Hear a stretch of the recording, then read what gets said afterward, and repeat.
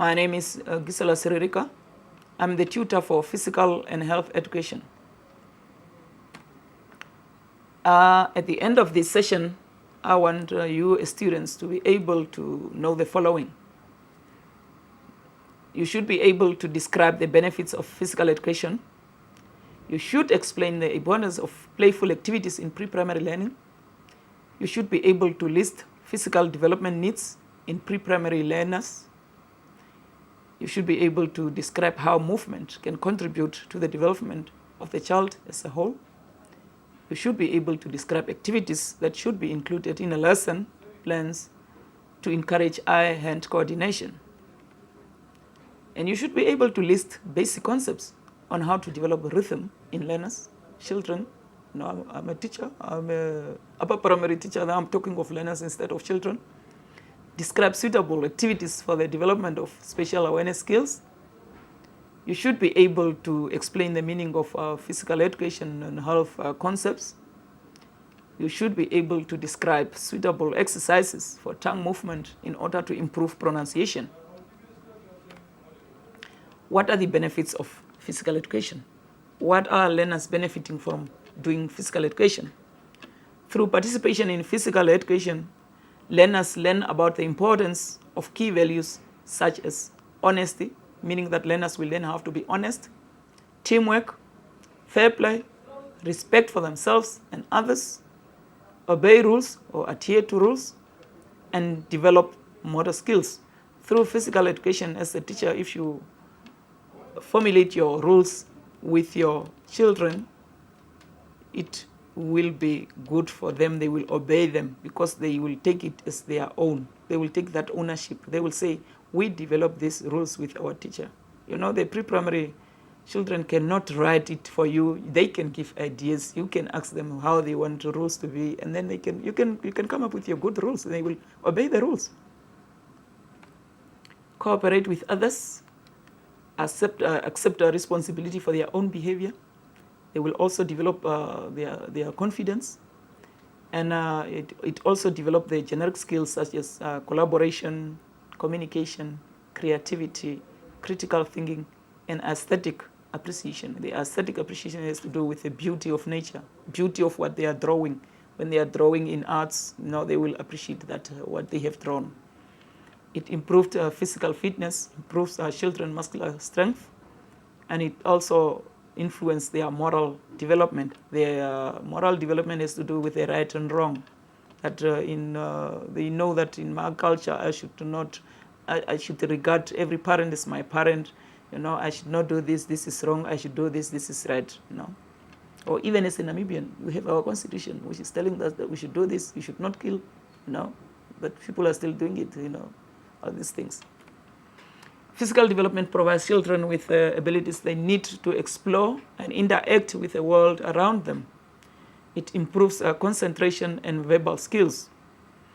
Physical education also helps children to socialize with others, you know, that social, playing with others, socialize with others, that interpersonal relationship with others. It also helps them to improve self-confidence and their self-esteem. It builds their self-confidence and self-esteem as they are playing.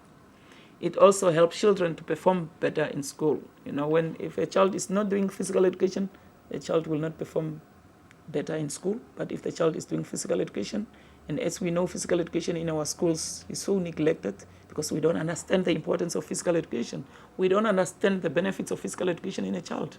We just regard it as a period which is just the learner should just go outside and play a ball, you know, kick a ball. Just go and kick a ball and that's it, without supervision, without any lesson plan, which is wrong. Physical education is very important in a child's life. They will perform better. Namibia will perform better even up to grade 12 if we start this from pre-primary phase. Children learn to take turns and be honest when they are doing physical education. It gives children opportunities to develop values such as self-awareness, positive interaction with others, you know, not negative, but positive interactions with others. And for example, physical activity has been shown to improve sleep. If you are doing, we know this, that if you are exercising, you sleep better. You know, some of us, if we are stressed, you will go for exercise and you will sleep better. And then it increases feelings of well-being and reduce stress. As we all know, physical education or physical or exercising will reduce your stress. Instead of taking medication from the doctors and all this, just just exercise. The importance of playful activities. Playful activities allow children to learn self-control. They control themselves. They know how to control themselves, to explore the world around them, to understand other people better, to understand themselves better, to care for others and not just for themselves, to care for others, to be creative and imaginative, to communicate with others, to investigate and to discover things, find out things, to develop. It also develop their concentration. Now, when they are doing physical education, they are concentrating better, and to practice and develop skills, different skills, as we mentioned them, the communication skills, the social skills, the problem-solving skills, the leadership skills, all these skills, they will develop it through playing in physical education. And they also share and take risk when they are playing. Sometimes you will get a statement. For example, I will give you a statement and then I will ask you to discuss this statement, or sometimes I will ask you to explain or your understanding of this statement. Now, for example, if I give you this statement, what do I expect from you? The statement reads as follows: fundamental movement skills can be developed through all strands of the curriculum as children engage in physical education classes. Then I said, discuss this statement. What do I expect? I expect the following. A child can learn to jump proficiently through activities in gymnastics, meaning that fundamental skills can be developed through gymnastics. Athletics, as they try to jump, further taking off from 2 feet and landing on 2 feet. Dancing, as they jump, twist, and land. Balancing, dodging, hopping, galloping skills. Athletics, as they experiment with throwing beanbags, balls, and foam javelin. Throwing skills. It means that if I ask you this means that now you have to tell me how a child fundamental movement skill are developed. How do you develop that as a teacher? How will you develop the fundamental movement skill of a child? You should say that through gymnastics, through athletics, through dancing, through jumping, twisting, landing, balancing, dodging, hopping, galloping, beanbags, balls, foam javelin, and throwing skills. When you give this to the child the fundamental movement of a child will develop. Okay?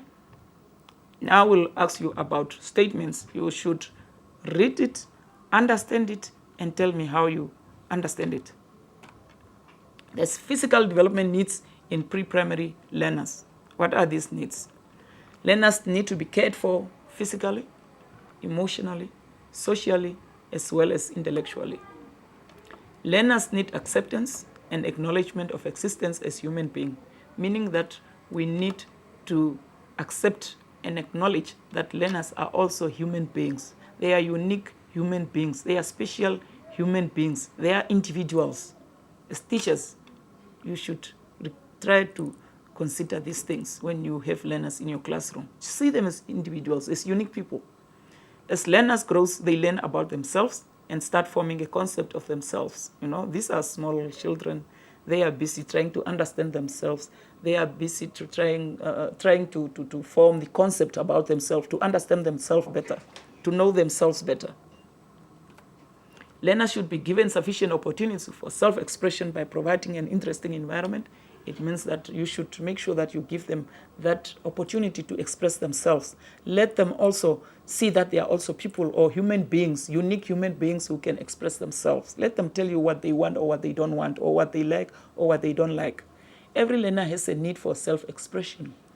Each learner has the need to be seen in his uniqueness. They want to be seen that we are different, we are unique. You should not compare them to the others. You should not think that if this one is doing good in mathematics, the other learner will also do good in mathematics. No, they are different, they are unique, they are special.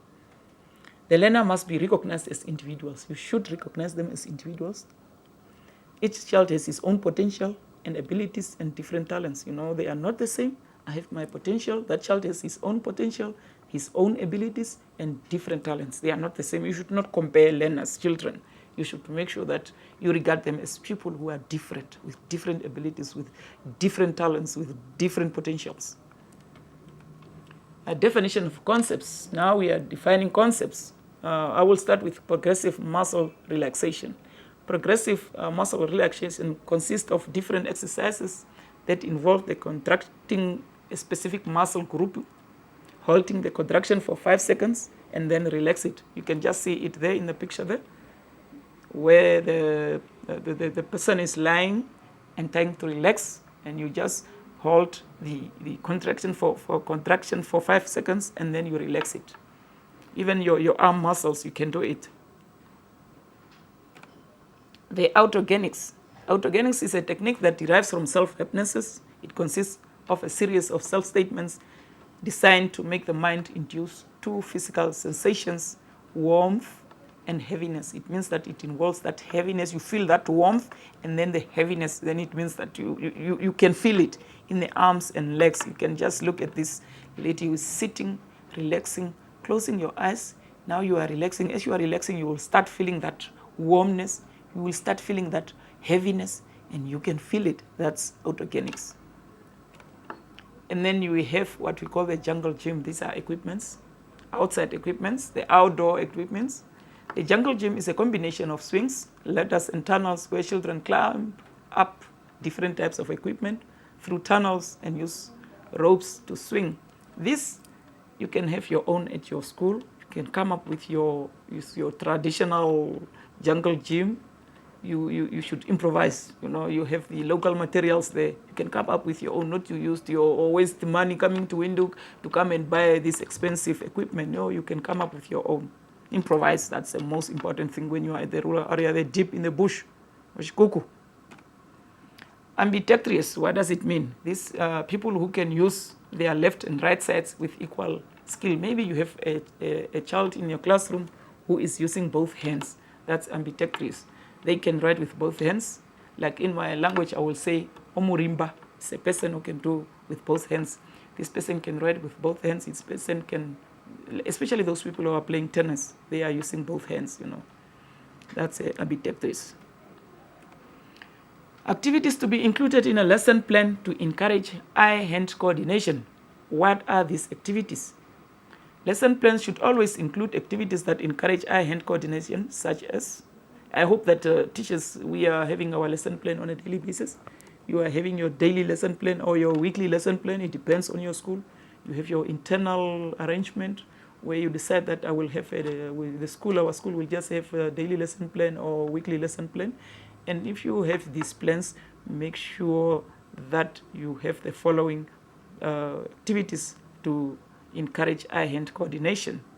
These are the doing puzzles, playing with pegs, using play duff, playing with small blocks, turning the pages of a book, threading items such as beads on a string, and using crayons. It means that this has to do with the small muscles. You can see that the learners are using their fingers to do all these things.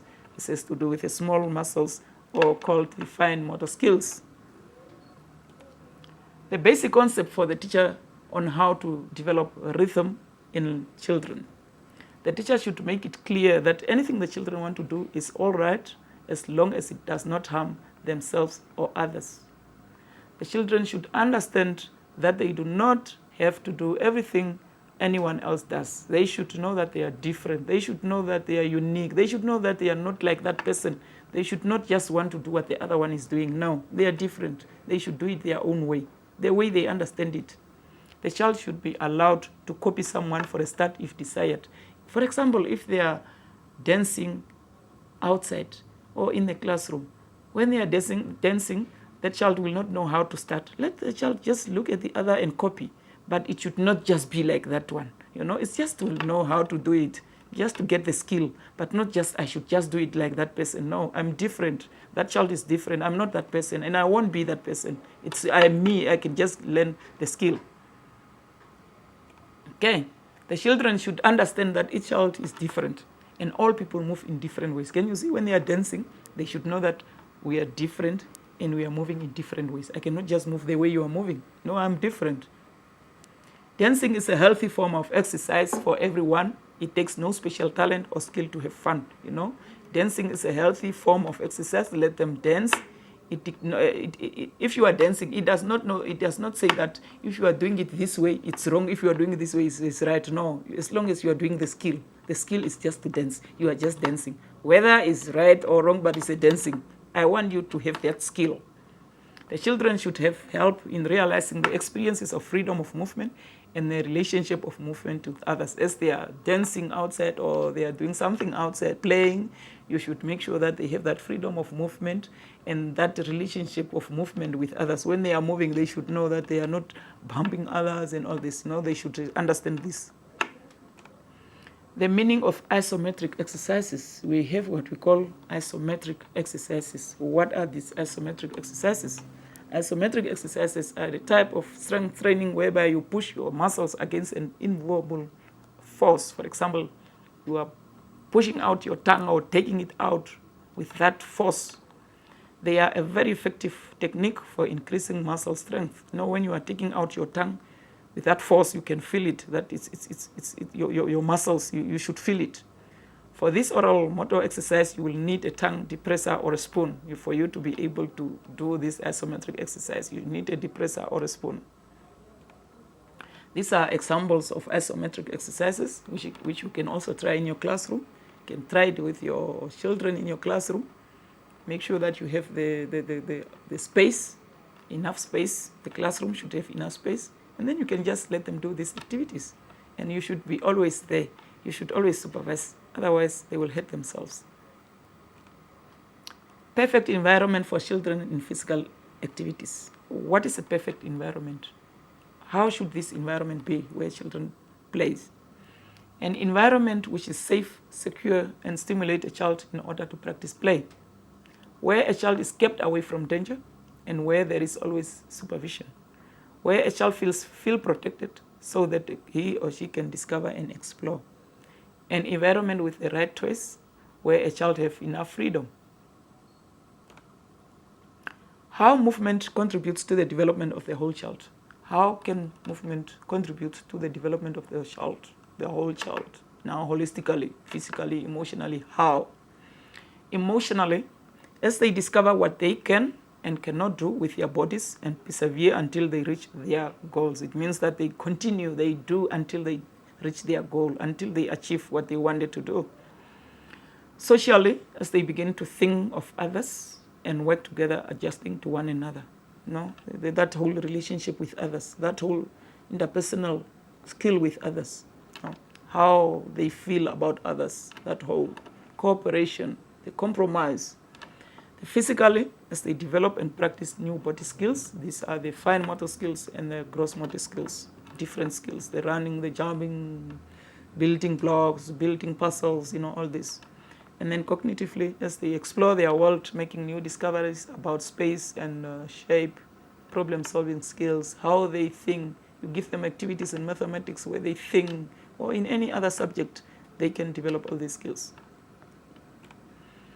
What are the suitable activities for the development of spatial awareness skills? How will you develop the spatial awareness skills of the child in your classroom? What type of activities will you give to the children in your classroom? The first one is the action songs. It means that learners are moving, using different parts of the bodies, like the song Dry Bone.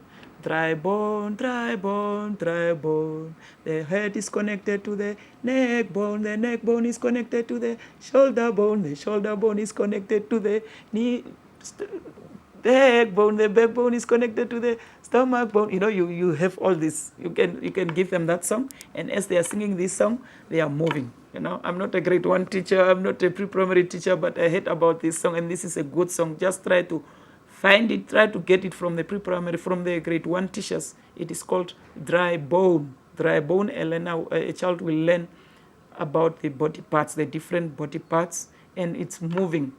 It's an action song. And then you have another activity which is good for the spatial awareness. Spatial awareness is line walking. Ask the children to walk along a line of chalk on the floor. Then ask them to walk along the left side of the line, then the right side of the line. Then they will develop their spatial awareness skills. I hope that you are all having these activities. You are doing it with your children in your classrooms. Follow the leader. Put the children into groups of about eight, and then appoint one child as the leader. And you must also try to rotate them. The leader should not be the leader every day. The leader can be a leader today, and tomorrow it should be another leader. Friday it should be another leader. Monday another leader. Okay? The others have to follow the leader and copy their actions as they go. Change the leader after a couple of minutes. Can you see? If you have 40 minutes period, it means that you should change the leader in that same period. If it is just, if you see that I have 40 learners, or I have 35 learners, children in my class, and I only have 40 minutes, it means that it won't be enough. Then tomorrow you will proceed with a lesson. If you proceed with a lesson, you have another leader. And if the same game is played in the same period several times, then you change the leaders in that period. Climbing activities using a range of large and small apparatus. Balancing activities using a range of both small and large apparatus. Jigsaw puzzles of varying degrees of difficulty to suit individual learners, children. Patterns, use dots as guidelines to produce a pattern. Now in pre-primary and grade 1, children you should use the patterns for them to follow this. You put the dots and they follow this, especially to write the letters. Now the readings for this session.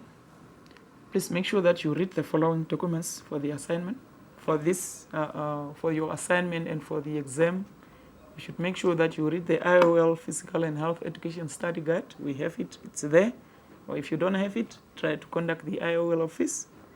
You can ask them. You get it from Apple Kanjo. And then you read the Kayele Kambobo book, which was written in 2003.